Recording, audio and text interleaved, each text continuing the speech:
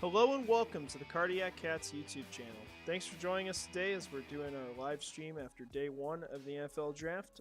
Still a little tired here, so apologize if my voice sounds like I want to go take a nap, but that's just the way it is today. It was a long day yesterday of staying around waiting for the picks, but pretty exciting first day. So Griffin, you were out there with me. How do you feel about the first day of the draft? Your team, the Chiefs, who they got, what are kind of your thoughts on that?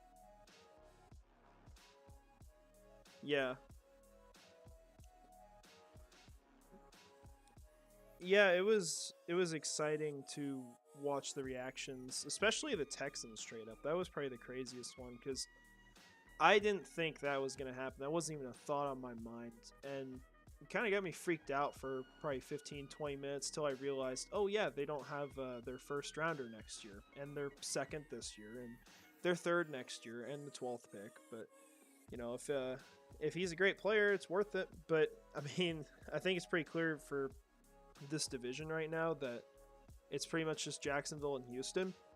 And Jacksonville's still a step ahead. But I think Houston very much believes legitimately that they have a team good enough to compete and go to the playoffs this year. Whether or not you see it like that, I think that's at least the opinion in their building based off that draft. Would you agree with that, or you think that's kind of a stretch there?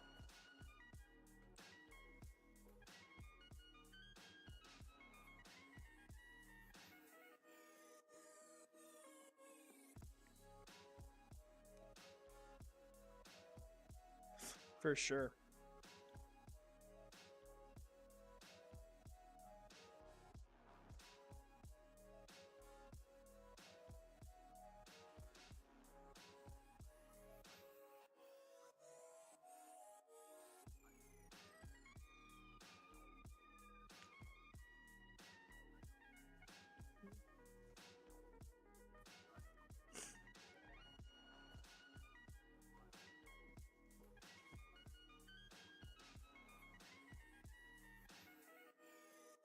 I think they'll find a way to make them seem a lot more competitive than what they should be. But the way I look at it, they lost so many players. They were already missing so many going into the offseason too. And there's not really much of an approach they can take in the draft to rectify all those issues. It's like Skoronski's a great pick, but the only thing I don't like about it is that like their huge issue on their offensive line, you know, other than obviously just not having good players, was size. They were missing that, and they chose the guy with the biggest size concerns at that position out of all the top prospects. And it's fine. I mean, they'll probably be all right and be able to work it out pretty well with Skoronski. He's a really good person, and he'll do good on that team, you know, until he's corrupted by them, of course, you know, because they're an evil organization. But yeah, I feel like the Houston Texans like got off to a really good start, and you know the Colts made a crazy move as well. As far as your division, there was the Tyree Wilson pick. Yeah, Broncos won't be there until the third round actually, but and the second rounder I think. So I think it's done after this year, actually. It was a lot of firsts and seconds to make it 2 years, so they're finished with it. Pretty much. And re-signed him before they even figured out if he was good or not, which was brilliant, honestly. Tyree Wilson was insane at 7. That was a good laugh for me. And then Quentin Johnston was actually a good pick at 21 for the Chargers. Only threat.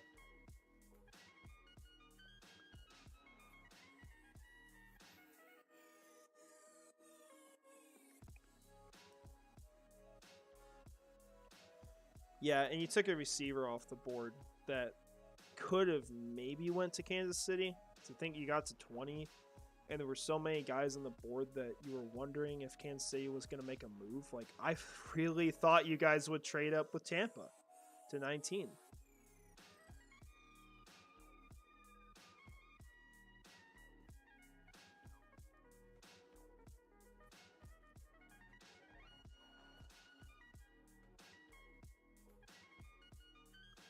Yeah, and that, I'm cool with that. I mean, it was literally was every pick before Jacksonville and really set up the board well.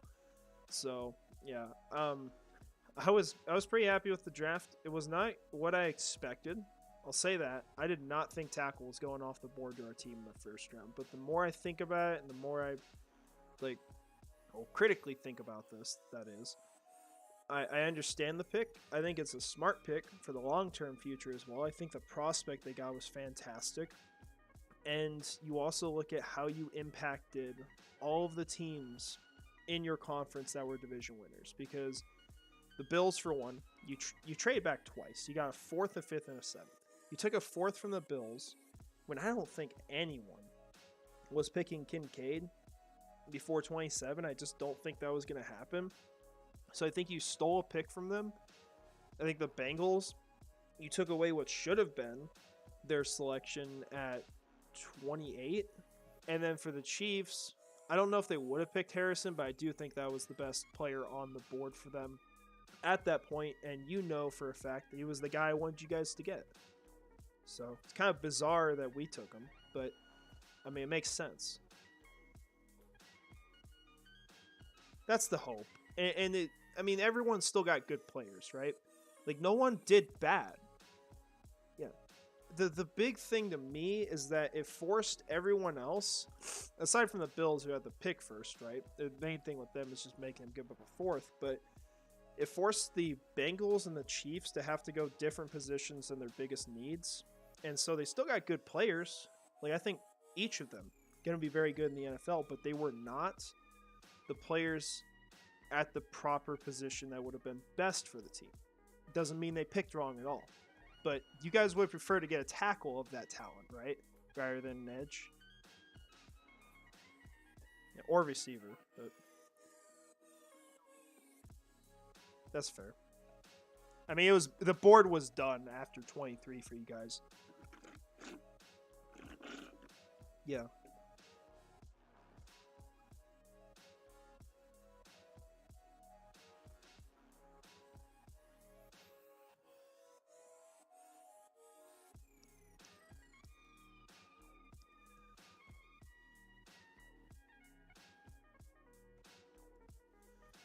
Yeah, he's a smart pick for you guys. Get a hometown guy too, someone who wants to be there. Go edge again in the first round. The defense is young. Yeah.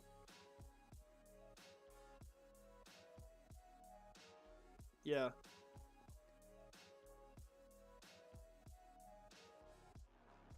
Yep. I came home at 1 o'clock or whatever last night, maybe like 12:45 technically. But yeah, I literally just went upstairs, turned on my computer, recorded, and called it good. Went to bed at like 3, but it was worth it. It was worth it to be out there the whole day. As much as I hated the waiting and not drinking water the entire day or getting food. Yeah.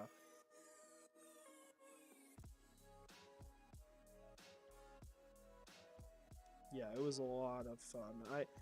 I'm tempted to go back out one of these days. I'll have to think on it, but yeah, it was a good experience at Union Station, and a lot of people there too. Only had one crazy fan that I saw, and then obviously anyone who wears like a, I don't know what team I can insult, Raiders shirt, like they're insane, right? Titans. I was crossing my fingers that we could see Derrick Henry like get traded to another team, just so I could see all the King Henry jerseys like just get destroyed, get burned real time. Would have been nice. Um, Now, yeah, Robert, you're talking a lot about Trey Herndon here, or at least mentioning that. I do think that is something that you will not have to wait that long on. Because the one thing we noticed last night watching this draft was how late the corners were going off the board in a loaded class. I mean, Christian Gonzalez went off at 17. The Commanders reached for Forbes probably an entire round. And then, now you're looking at guys like Joey Porter Jr., Cam Smith, and even Brian Branch still being on the board. You have 11 extra picks. There is an easy way for them to make a move. And they made it very clear last night that is 100% in consideration. So I think that would be a great move for them, but we'll just have to see what happens. Do you want, are you kind of hoping Kansas City stays put or moves up? What are you looking for?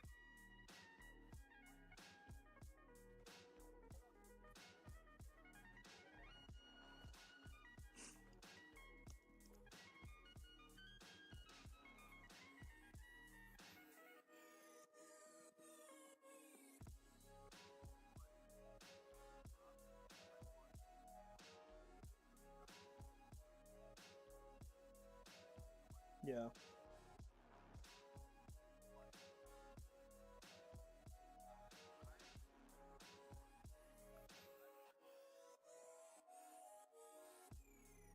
For sure.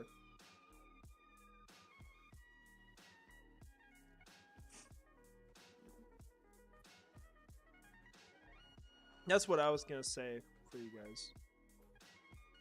For sure. They should. They really should. I think at least one of these big names, and even throw in Osiris Torrance if you want. We're not even in that conversation getting into Edge, which still has a ton of players that could have gone first round on the board. But one of these guys is going to be there at like 40 if you want to wait a little bit and give up less capital. You could snag one of them. This team needs a corner. Corner is among the most valuable positions still on the board. This is a great situation in the draft for Jacksonville. Just don't give up future picks. Just give up what you got this year. If you want to give up everything you got out of the trades last night, completely fine. Just land two guys who'd be really good for this team. I mean, if they come out of this with, say, Anton Harrison and Cam Smith, and they ultimately gain like a fifth out of that, that's a win. That's a massive win for this organization. But, the thing you learn, and I'm sure you learned this last night too if you hadn't already, when you're watching the draft, you just have to go in and just hope they get a good player. You can't look at one guy and expect them to get him. I was really convinced that Branch was the guy last night, but they didn't even pick him. Was not even the highest guy on their board after all the rumors, all the talk. You just don't know. And I'm sure you didn't really think about Felix Anudike-Uzomah as the top option. He was talked about to the Kansas City Chiefs, but probably not the first pick for that selection, you would imagine.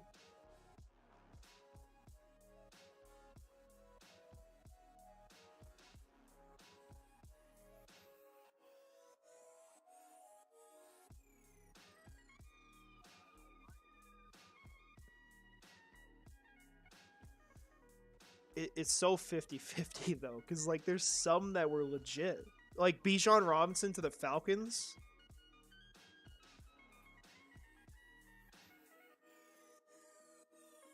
Yeah.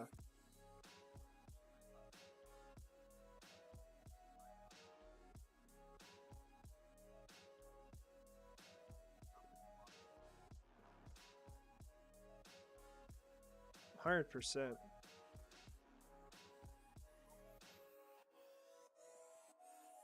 I think to me, that was more of a statement move for Houston. I think they just wanted to make it clear, yeah, we're not screwing around. We're going to be competitive this year. The past, all this losing is done. We're going to try to win this division. We believe we can. You look at the approach they took. I mean, yeah, Jacksonville didn't pick 2 and 3 last year, right? But it's kind of similar where they spent all this money on these guys that you're like, oh, they might not be that great, but they're probably really good system fits for them. And they did really good in the draft. At least you think so right now. It's just, the future, the cap's not going to be as good. They're still going to have, I think, the Browns pick next year, so that'll be decent, but they're not going to have 2 first rounders anymore. the Deshaun Watson advantage they had from all that draft capital, they pretty much gave up the rest of that moving up for Will Anderson. So things are basically even. I had to think about it too. Yeah, because at first I was like, oh, they're not going to pick again until 2025. And then I'm pretty sure they don't have or that they do have that one first rounder from the Browns.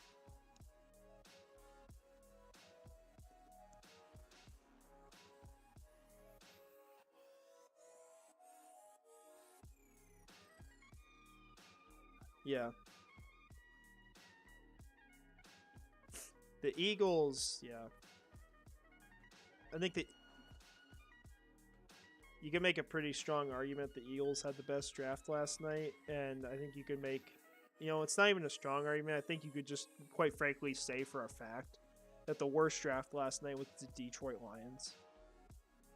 Oh my God. Like, I don't know if I've ever seen a team throw harder than that. That is disgusting. I was laughing. Hey, yeah.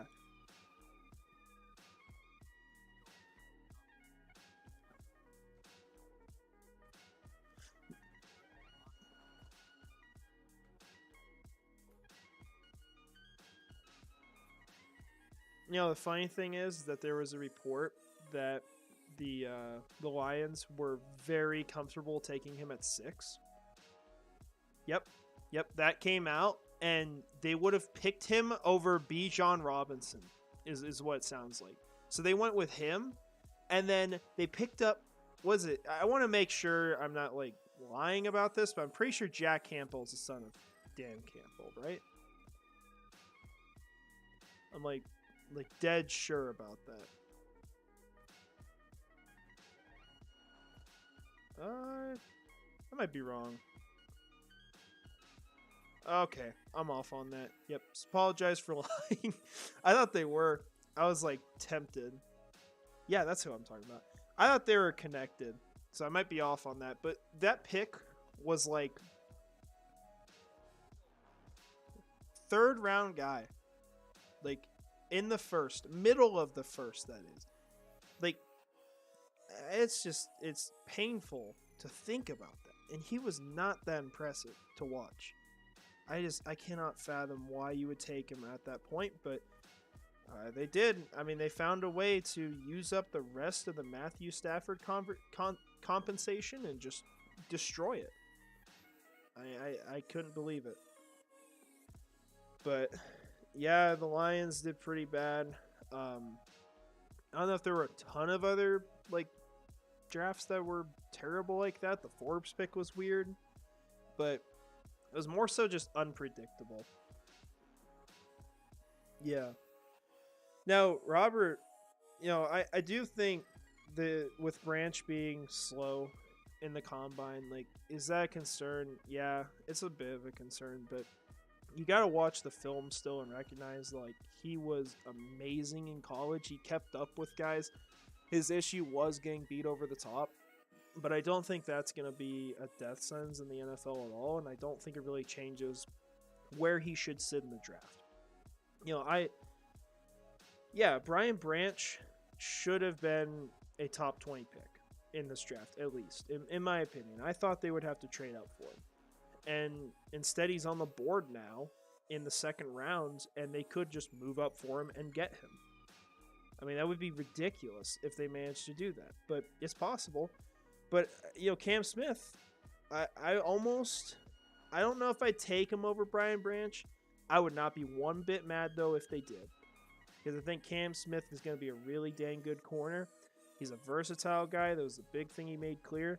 That's the last thing you need on this team. That's the last big puzzle piece. And then it's really just get depth, get insurance, and try to get future replacements for positions so that you can get out of cap hell the best you can, which they really already have done at this point. But yeah, 100%. I think both those players would be great, but Cam Smith will be fantastic for them to trade up for.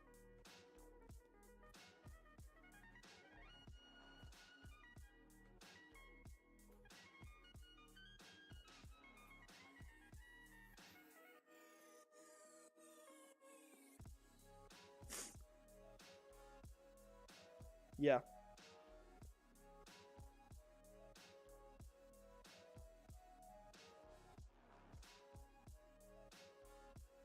That was a terrible pick.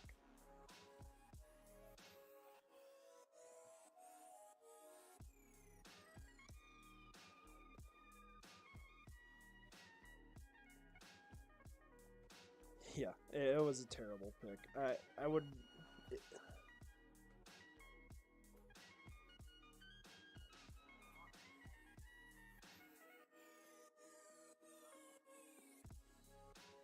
Clark Phillips, Tyreek Stevenson, maybe. You could go with it after those guys, but I think they are a step below the top guys on the board. And then you got to acknowledge Joey Porter Jr. as well because he is there. But I'm at the same time, I don't think there's even much of an opportunity unless you want to overpay. Like even in here, Robert said earlier, like you'd give up a first next year maybe for him, which would be insane. That's that.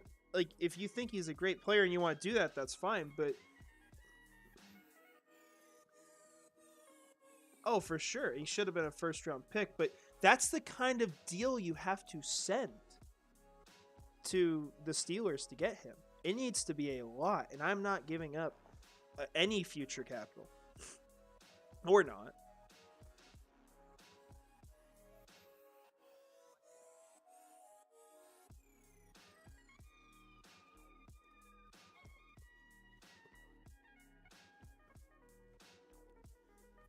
It would have been a really nice pick too, but I will say, here, I'll pull it up and show it here.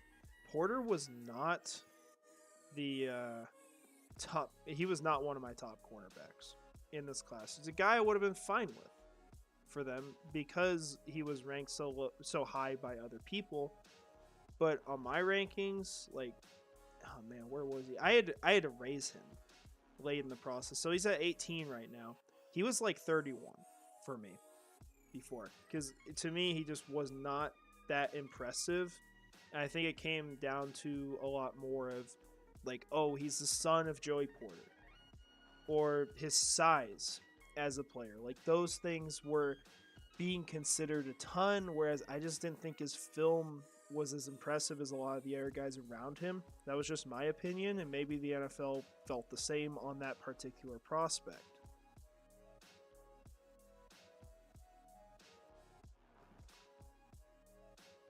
Yeah, and then 20 other things are wrong, but I mean, that one I think I was a little closer on. And that's just how I felt about him.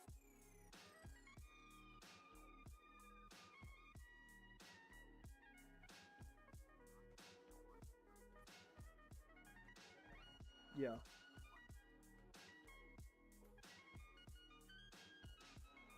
But if our team took Brian Branch, like that would still be a great pick at some point, right? Like, because he's gonna start at some point for a team. Now, okay, my top player left on the board, Patrick. Right now, I'll pull this up actually for you guys, and this will be. I changed it a little bit based off of like consensus rankings, so I mean it's not gonna be perfect. But I had Torrance at 16 for myself, maybe a tad high, but I think Torrance could be argued as the best player left. Actually, no, my bad. Brian Branch in 9. That's who I've got as my highest guy. Top 10 prospect. And then you got Torrance at 16, Joey Porter at 18, and then you're looking at Michael Mayer and Will Levis, which is crazy. He was not drafted. I can't believe that no one took him, but at the same time, I can understand why it didn't happen a little bit. He eats mayonnaise in coffee. That's the only issue. And throwing the ball hard like Favre. Yeah.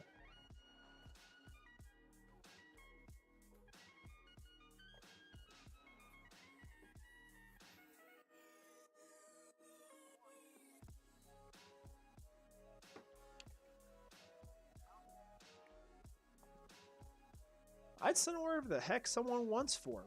You know the Steelers aren't trading out of 32, right? The Cardinals are clearly acquiring capital. And that's a team that needs to be acknowledged as a big winner. Because they not only got the person that Kyler Murray wanted on that team, but they got a first out of Houston next year. I mean, there's a chance all of these division teams have just terrible seasons after making all these moves. Like, there's bust potential in Anthony Richardson. There's also the potential he's freaking Mahomes, but hopefully not, right? But with the Houston Texans, like, they didn't win a game outside of the division last year. They could not. It's possible they aren't good. I think they will be better. I think they'll be middle of the pack. But it's possible their team's not even good. And then Arizona's sitting with 2 picks inside the top 10. And maybe, what if they have the first and trade it to a team that wants Caleb Williams? Like, oh my God, 4 first rounders? Yeah, they killed it.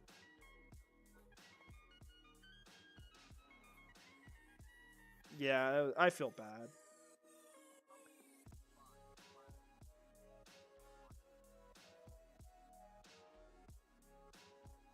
Yeah. I don't so we can pull up the NFL draft order. But I don't think it's that early. Now, here's the way I look at it. It does not matter really who's picking next, because if a team really wants Will Levis, it's so easy to trade up for him. Because it's a second round pick. Like, so Steelers are gonna select, right? The Cardinals will take draft capital. The Rams could take him at 36 if no one moves up for him. I think I want to say this really quick.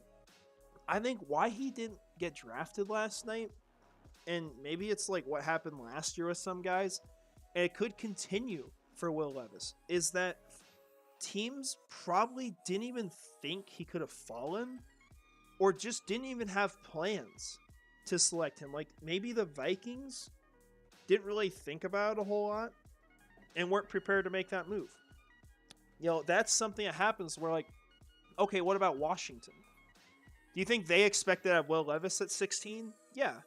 It's like, that's not something they might have thought. And so I think there's so little time to plan it, and it's such a massive decision where, like, the thing is, if you go pick Will Levis, you're committed to him for at least a couple of years. You could miss out on it, guys. So it's like, do you want to go get Will Levis this year, or do you want to go get Caleb Williams next year? Like, what move do you want to make? And they didn't have time to really approach it last night.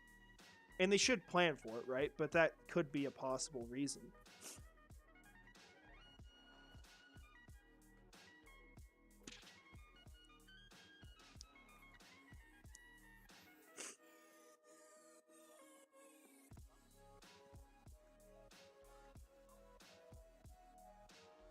Yeah. Let's look at this. Oh, they even got their additions in here. Yeah, so Nolan Smith's a backup. There's your start on this list, which I think he plays a decent amount, right? But it's Brandon Graham, Fletcher Cox, Jalen Carter, Jordan Davis is a backup. Their first rounder last year. Josh Sweat, and then you got Nakobe Dean last year, which is a good pick. Hassan Reddick and Nolan Smith. It's not sustainable. It's like, would you not have...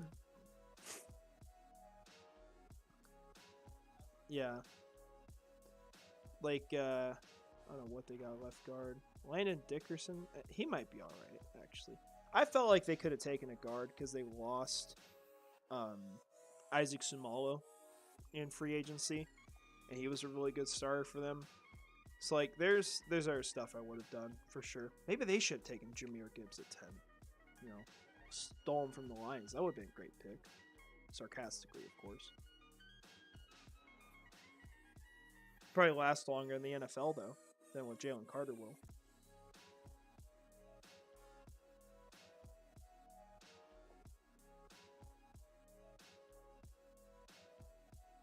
Oh, yeah, that's been there for, like, years. Well, not years. I haven't been around for years, but...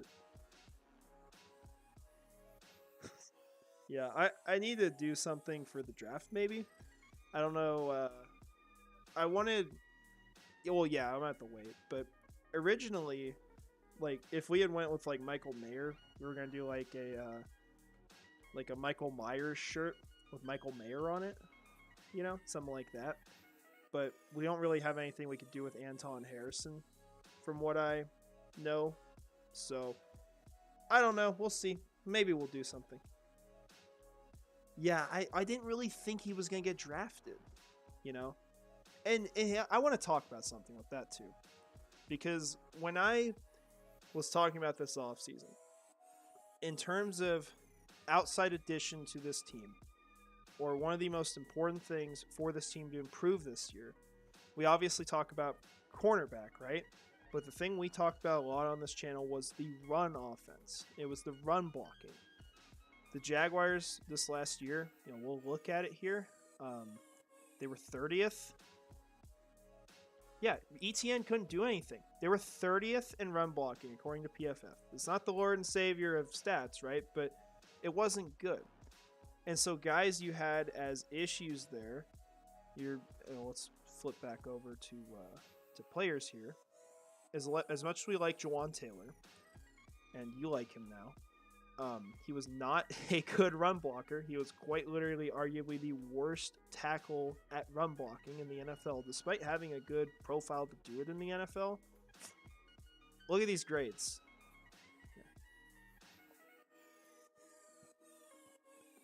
He's a great pass blocker, but he doesn't do great with running, and it actually is okay for your team.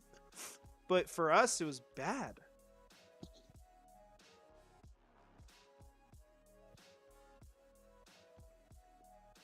Yeah, it is quite shocking. But you're replacing him, right? That's one of the guys. The other guy that we'll throw in, because I think you have 3 tackles that will start on this offensive line. And what I mean by that is one of them is going to play guard. So Tyler Shatley was your starter at left guard. I think he was okay at run blocking, but still a 53.3. Anton Harrison, as a prospect, is a pretty dang good run blocker. Now, he moves really well, gets out to the second level. He is a very agile guy for his size. He just doesn't he doesn't show his strength on film as much as you want, and there were questions about the kind of offense they ran with the amount of RPOs. So, problems with Harrison then, right? But I'm not too concerned about that. You put him in. That's a massive upgrade over Jawan Taylor, because that's the tackle you're replacing on the roster. And then you're moving, say, Cam Robinson to left guard, if they do that, which I think is possible, because he's not going to start the beginning of the year and he could easily lose his job. If you just got him at guard this year, Cam Robinson was arguably your best run blocker, and you're putting that in over Tyler Shatley. So you're much bigger. You've got better run blockers. You've got a great running back. You've got good running backs behind them. Like, I feel great now about the run game. And it's probably going to cause me to keep ETN in my fantasy league as well now.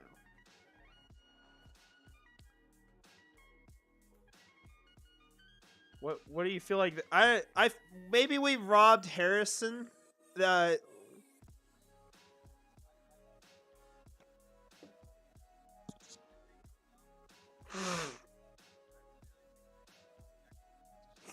Yeah.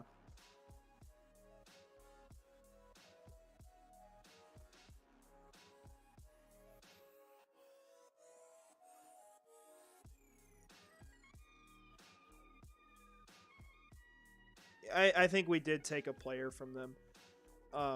But you still got a really good player. You adjusted, like we were talking about. All these teams adjusted and got great players. It was not their needs, though. Yeah. Arguably, all of our teams didn't address the biggest needs. All the division the division title winners last year didn't really hit them. Oh, across the entire NFL, too, yeah. For sure.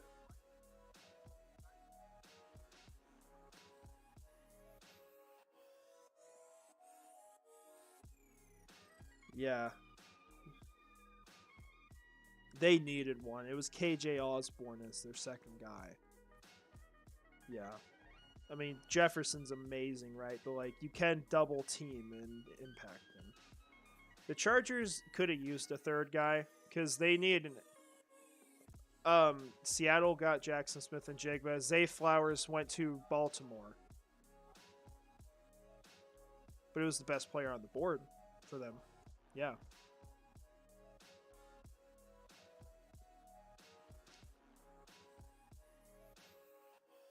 Yeah, it really wasn't. And Patrick, to talk about that, you asked, do you think Harrison was the best player on the board at his position when we took him? I say this for the Jaguars, they confirmed he was. He was their top guy, and I don't blame anyone who had him as the top tackle in this class for certain reasons. That's talking about projection, right? It's talking about what you think they're going to be rather than what they were in college. Because in college, he was not the best tackle. But there are a lot of reasons to like him and to think he's a great fit in this scheme. I mean, heck, even Griffin's draft pick, Felix Anudike-Uzomah, there's a little quote from him talking about how he thought that Anton Harrison was the hardest tackle he played in college. I mean, there were players who felt that way about Harrison as a prospect. They took him there, and they didn't just choose the biggest position of need on the board. They didn't reach. They got a guy, and it's going to help their cap space too. So, I mean, I really liked that pick for that reason.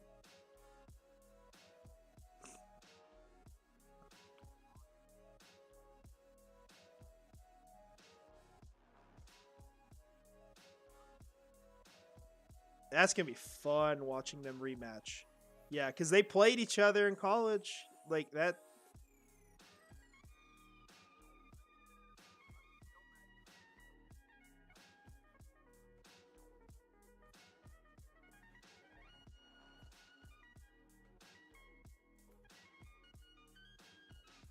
Yeah.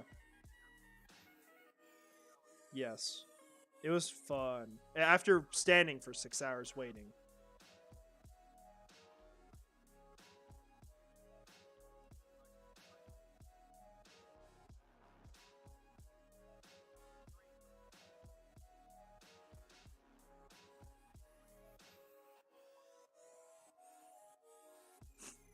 Yeah. That was so fun.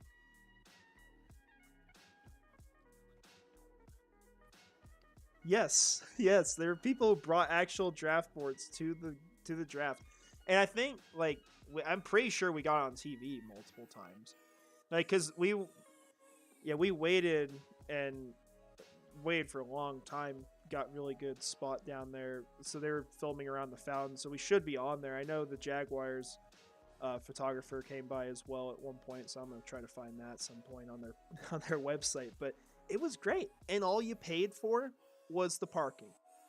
That was it. Because otherwise you're just paying to sit in the seats really close to the stage. I didn't need that. I didn't buy that. But yeah, it was 100% worth it. I mean, I want to go back out there one of these days, I'm hoping. It was good.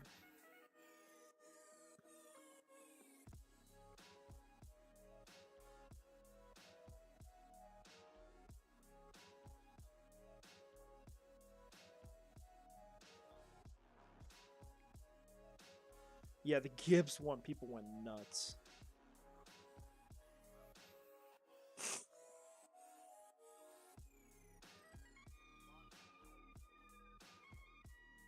Yeah, you heard. The reaction was very underwhelming because most Jaguars fans were like, "What? We really went tackle?" And then the the Chiefs fans were just all mad because it was their guy. And yeah, Robert, the drop off was big after. Like you could argue DeJuan Jones is in that mix, but that's it. It's the only guy I would argue that for. And I think he'll probably, if I had to guess where he goes, I think the Colts snag him and just add to their offensive line because that's the thing Richardson needs. He did not have a good offensive line for it. The dude just got lit on fire because of it. So I think they're going to go after him, unfortunately, and I hope I'm wrong for your sake, Griffin. But yeah, that was a good pick for those reasons too. That'd be fun.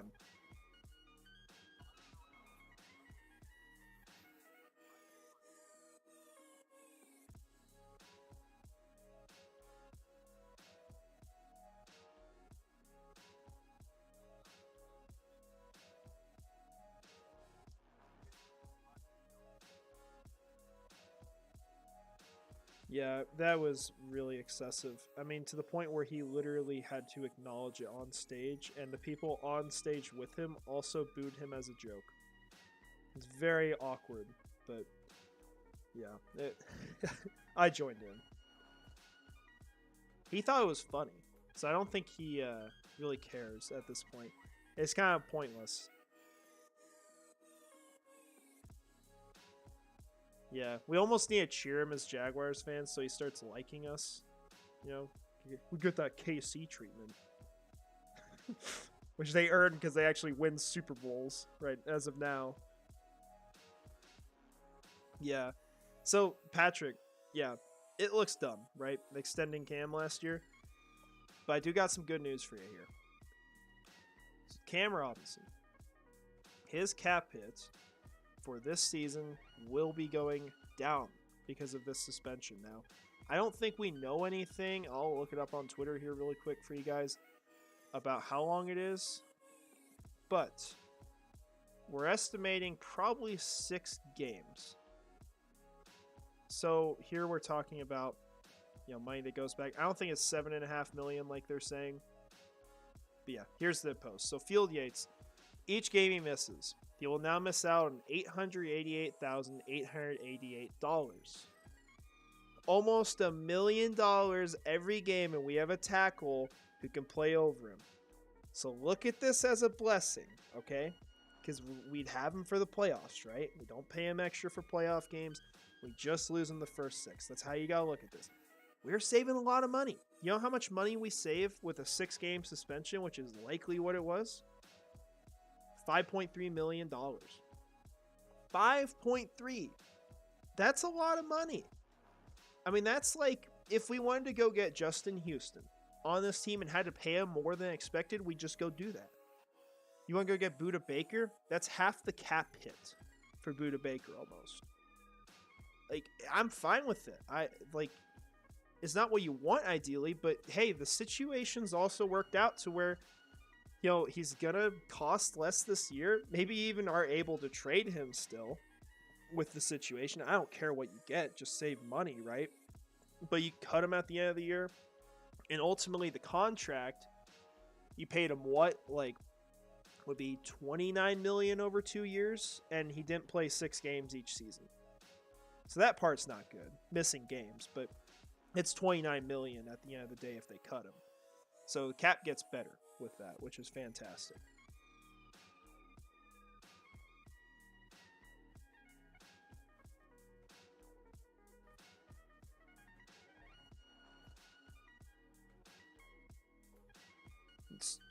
So which team are we talking about? Oh, at that point, yeah. Yeah, that's fair.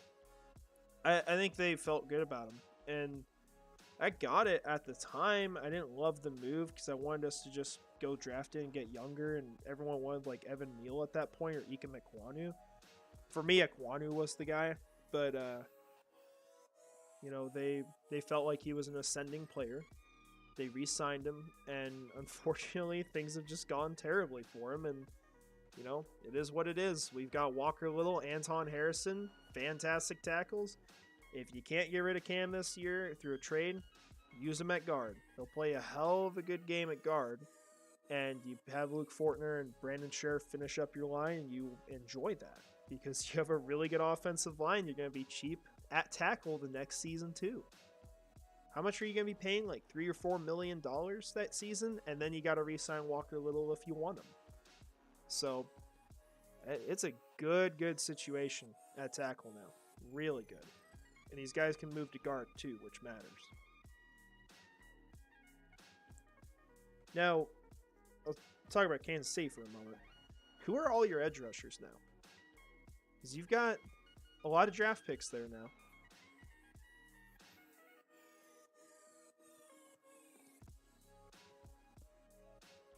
And Onidike Uzama.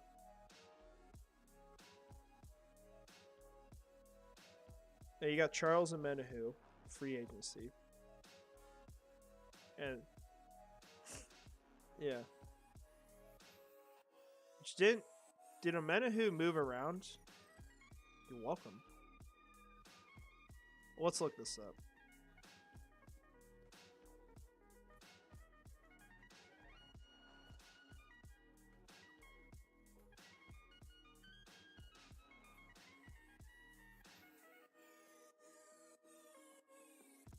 Yep.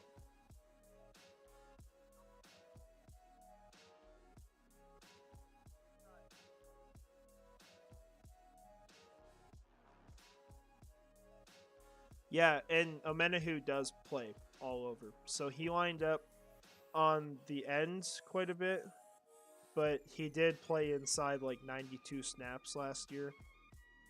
So it's something. Yeah.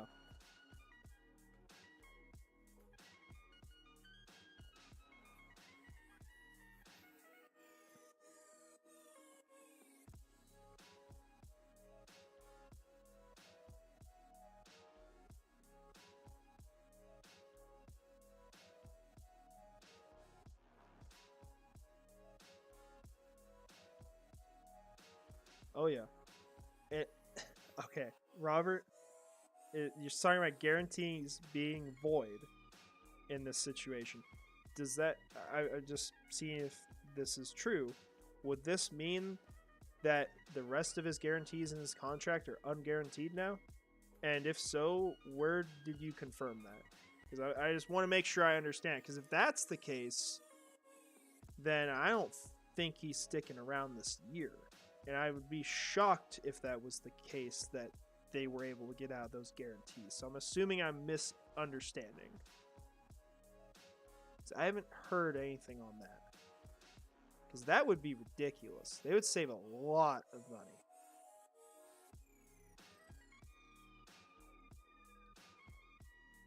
So I don't know anything about how Trent Baalke structures that all. And yeah, John, it was a great day yesterday. It was a good draft day. I don't think anyone's really complaining a lot. And, you know, we talked about this, but, you know, we were saying, like, you're usually not going to get your guy on draft day. All you're going in hoping for is that your team doesn't give up too much to their teams. If they trade back, they get really good deals, and if they choose players of value. And what Jacksonville did was exactly that. And for Kansas City as well, they did exactly that. They didn't do the trade part. So, you know, you have to classify that as a really good day, especially when you look at what's left on the board right now. You know, even for you guys at tackle, Griffin, like, I mean, Anton Harrison's still, or not Anton Harrison, my bad. DeJuan Jones is still there, and then even the guys like Matthew Bergeron or Cody Mock, if you want to trade up for one of them. As long as you can get past the fact that Cody Mock's teeth are gone. Kind of important. I gotta find a picture of him. Yeah, oh man.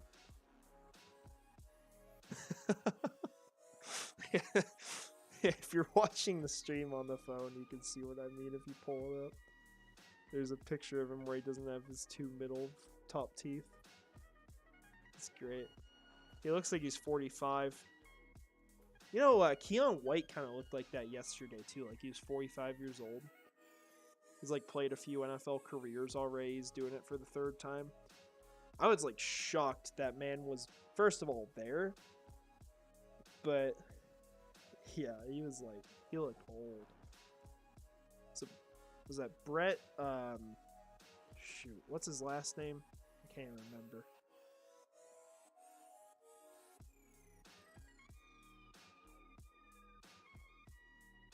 There's a guy, is it Brett Coleman? Maybe? No, I think I'm thinking of the wrong person. There's a guy on Jacksonville's radio that said that they can get out of the contract because of the suspension. Which, oh man, I really want to listen to that snippet now. Because that would change a ton for them. But yeah, they're... regardless, the cap situation is looking a lot better because of this. So, and wasn't Mock the guy that could move around like guard too? I think he was a more versatile prospect.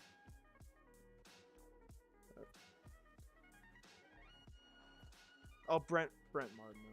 Yeah, just cornerback. That's all I really want. Xavier Hutchinson or Zach Harrison? There's your answer. Those would be fantastic.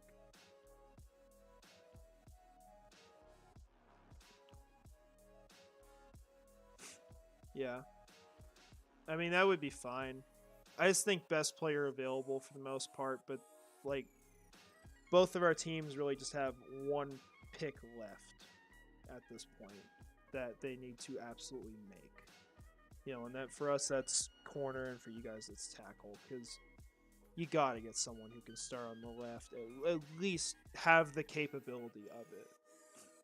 Like whether or not it happens. Yeah.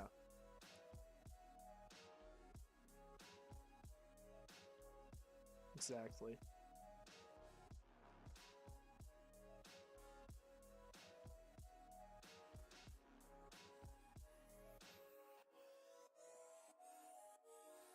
Yeah, and let's see who we've even got. See if I'm missing a name here. You know, I technically did have DeJuan Jones over Darnell Wright in my rankings, so you can make a better pick than the Bears did if you go trade up for him. So for Darnell Wright, yeah, that was a little ridiculous. Yeah.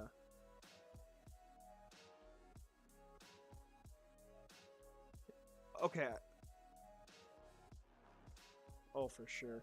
I've got a couple names to throw out for you. So we talked about Cody Mock. I've got him at 56 on my board. There's also Matthew Bergeron. I think Wanya Morris would be a sneaky pick for you guys. He needs just development, but he's got really good size. And then a couple other names of people like Blake Freeland, and then Jalen Duncan, who like probably needs help with strength mainly. I didn't like how strong he played, so Tyler Steen you could also throw in if you want. So there's some names, but not anyone I'm like super confident in to be able to take over a left tackle job.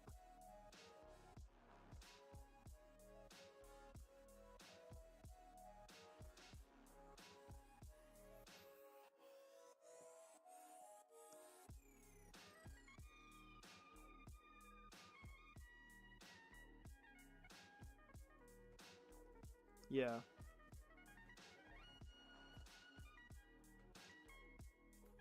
Trying to see where Matthew Bergeron played if he was a left tackle. Yep, okay. That might be your guy that you go after is Matthew Bergeron. He's a good left tackle. Decent, I guess, at this point. Oh, yeah, so Patrick, we kind of talked about this a little bit. Biggest reach is one of the Lions picks. We agree on that, right, Griffin? Literally either of them. They were the worst picks I may have ever seen in the first round in my life.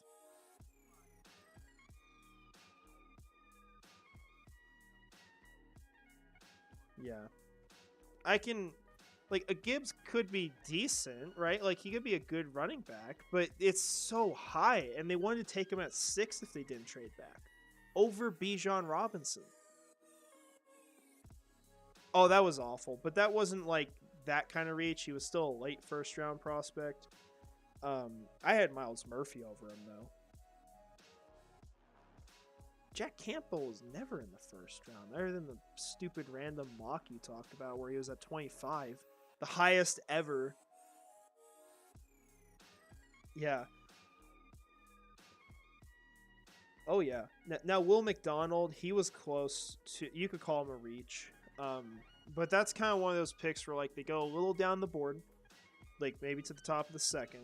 Guys who are maybe barely first rounders, and they find someone with really good athleticism, a guy that they feel like has a ton of potential in the NFL, maybe was misused in college, like Will McDonald was, and say, you know what, let's just go get that guy because we think he's going to be great. So it's a risky pick for the Jets, but you can see why they made it. It's a Trayvon Walker pick without as much risk because it's not the first overall pick. So I thought that was okay, but I was happy when that pick happens because I want those kinds of players off the board. I want the good ones left, right?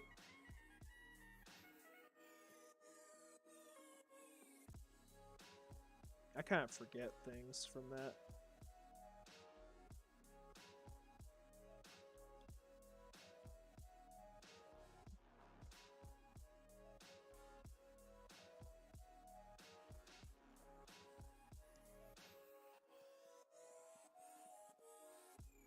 Yeah, what were they? Let's go through this. I know the top 10 was solid.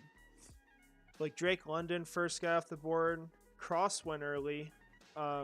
Everyone went receiver because it was a good receiver class. Jordan Davis went early. Kyle Hamilton was fine. Kenyon Green was really early. Dotson was around early. That's what the freaking Commanders do every year. They pick number 16, they reach around. It's like, it's obnoxious. Dion Johnson to the Chargers was okay. Treylon Burks was good.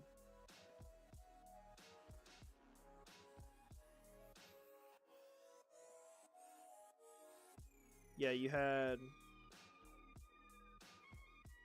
6 in the top 18.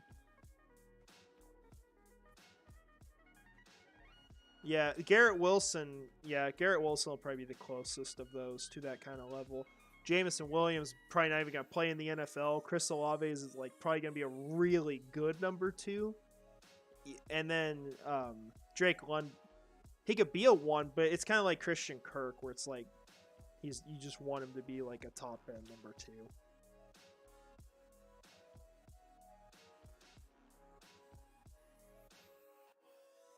What's that? Oh, yeah. Well, I meant that as a round. 2 different words. Yeah.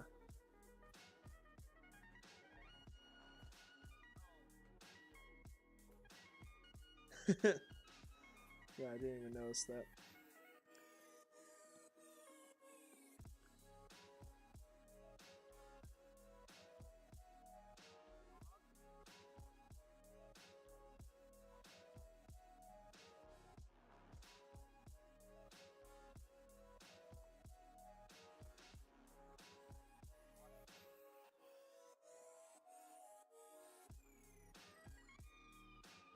Yeah.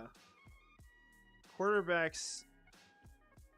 Usually quarterbacks you know a little more, but even this year it was just like pure chaos after the first pick.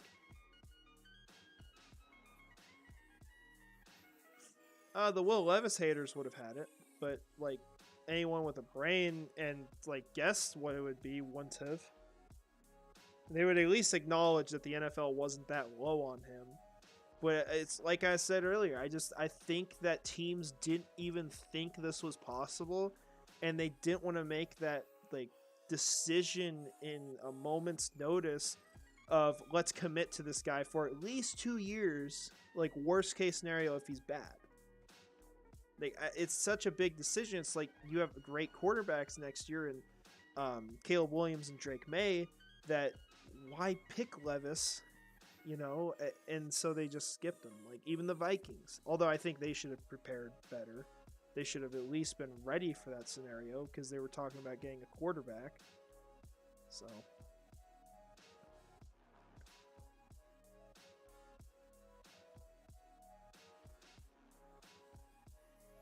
Yeah.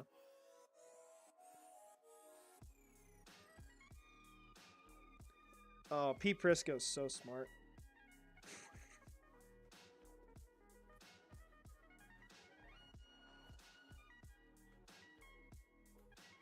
Will Levis? Hey, I told you last night it might happen.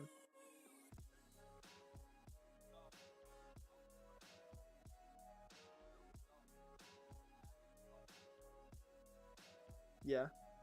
Well, he's done because he predicted it to the Chiefs. I mean, it's simple, right? We all know that. That's stupid. No. No, I don't understand that. It's stupid.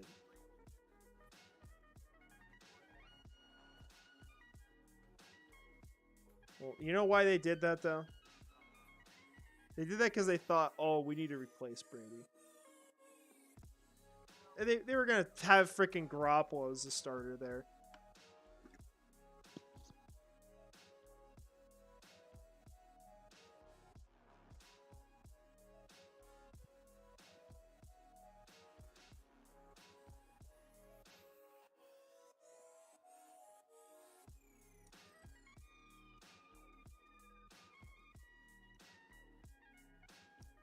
They pick guys in the second, it looks like.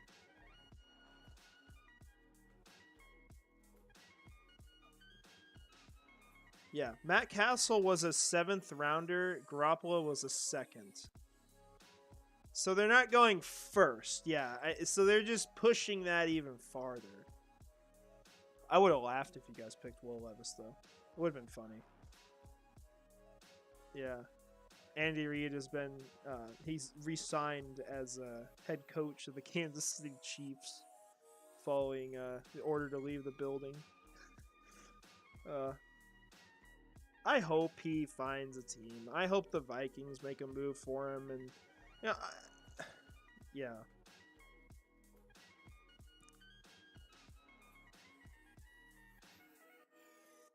Yeah. It's gonna be good for whoever gets him, but they just kind of like buy into him. Don't do the Malik Willis thing.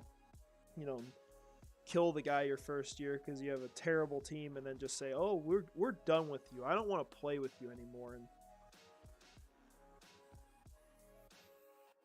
well, that's that too. Yeah.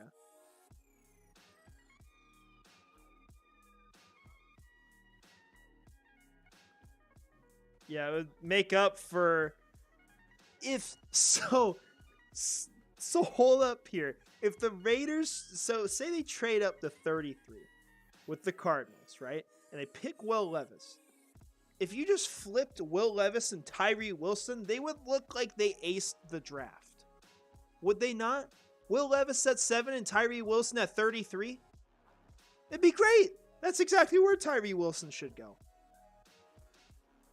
Yeah, they're all of a sudden they go from F minus to like A plus. Because they are an F minus right now in my my books. They don't. Oh, well, they deserve it. I already know that guy's going to prison. He's a Las Vegas Raider. I mean, what else do you need to know? It's their home. In a prison cell. Yeah. It's like a tradition, like family tradition. It's like, yeah, my dad was in the mafia.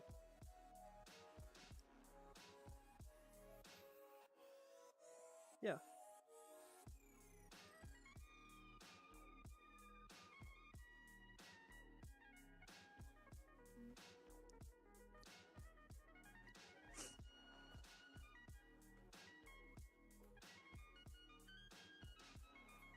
Oh man, that was wasn't there? Henry Ruggs, yeah.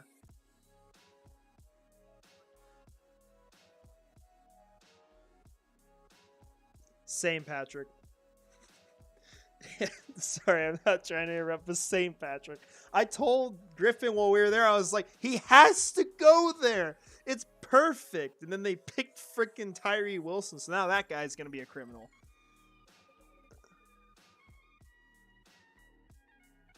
They gonna get Kareem Hunt back?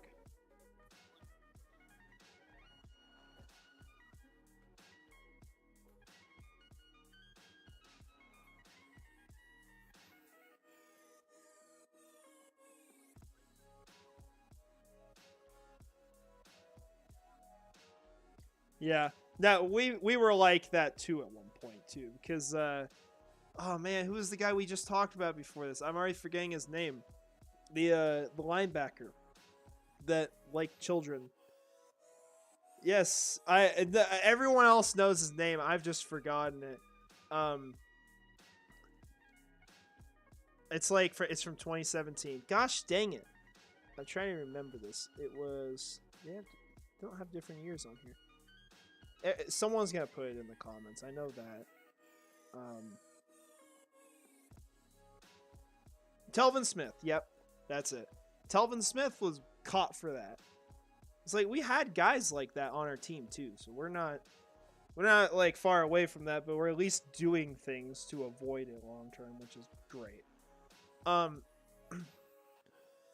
I hated it. It drove me insane. It's why I'm not a Bucks fan anymore, because they didn't care about that stuff. That's why I'm a Jaguars fan. I'm so happy I am right now and not a Bucks fan, because that would be eternal misery in hell. Because that organization is a freaking dumpster fire outside of random 2-year periods where they become very competitive for no reason. Or Tom Brady. I guess it's not no reason. It's either defense or Tom Brady. Literally the two reasons.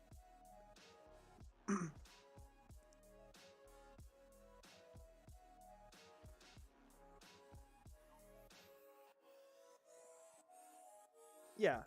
It was a mix, though. I mean, Malik Willis was not ready. He was not ready, and they're like, all right, man, do it. He's ready for Sunday Night Football against Kansas City. What do you mean? I mean, he was forced in, but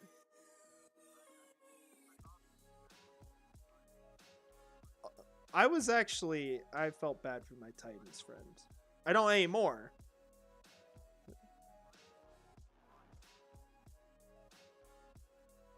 No, I don't feel that's not what I remember. I remember him handing off the ball 50 times, and I remember him having to make one play in overtime.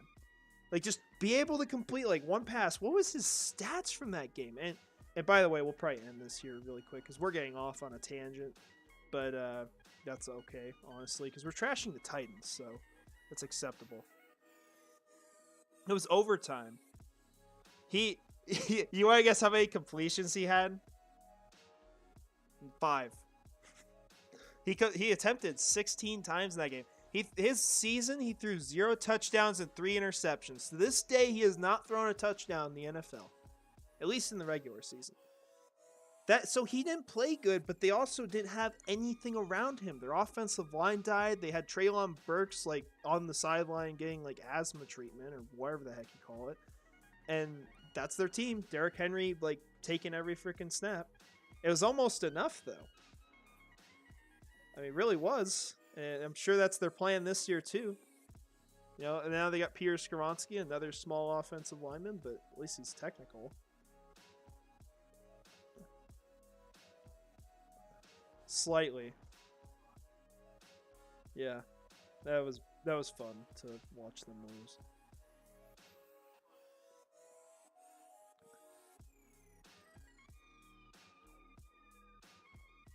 That's a good point. I think there's at least a quarterback battle. That's going to be fun to watch. I hope... Man.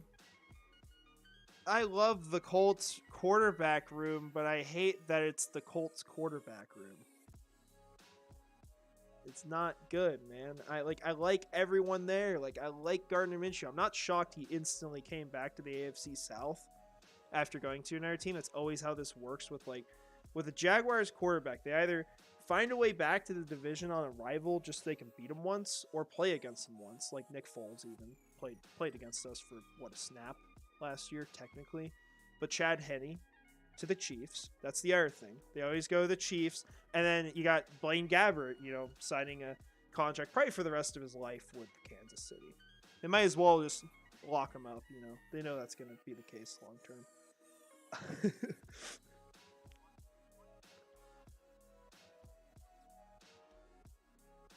Oh yeah, he's gonna move from Ponte Vedra to the nice beaches of the Missouri River.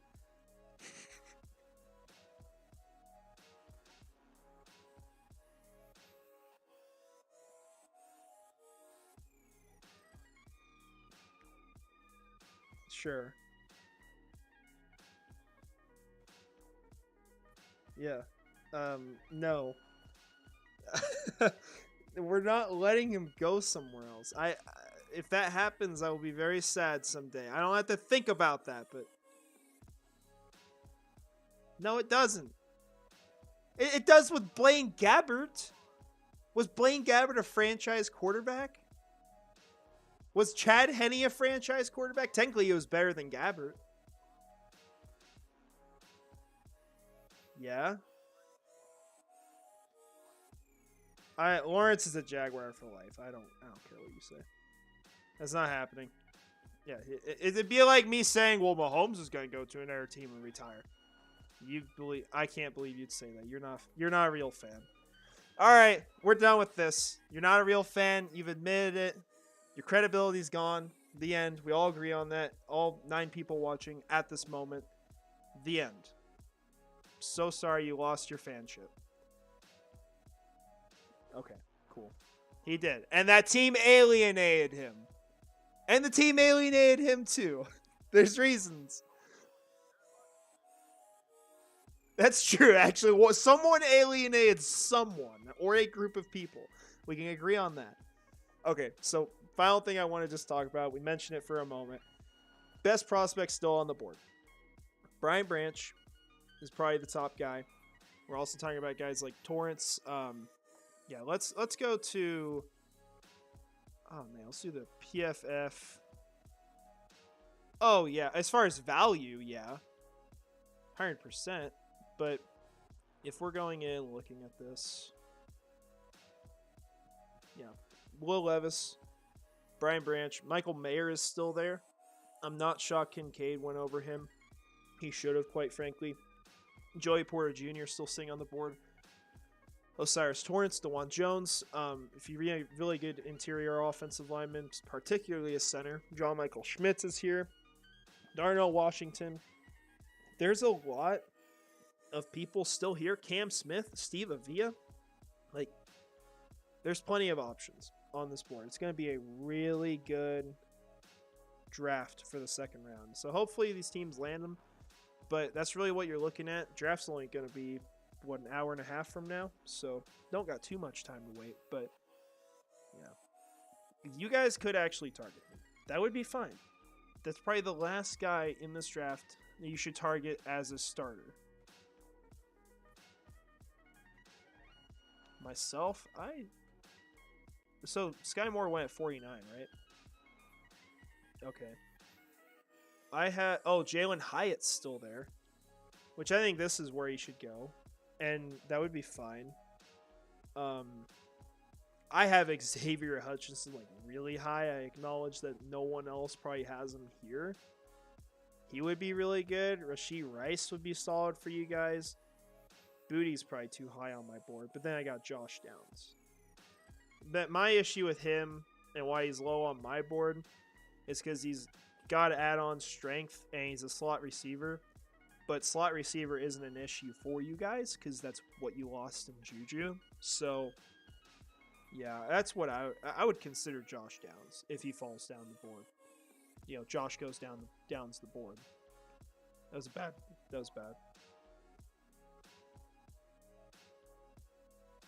Oh, it's a good thing. I was so happy for you guys. You did everything I thought you should, which also wasn't happy for me. It was also angry for me because I want you guys to, like, save some Super Bowls for the rest of us. Yeah. It would have been a little nicer.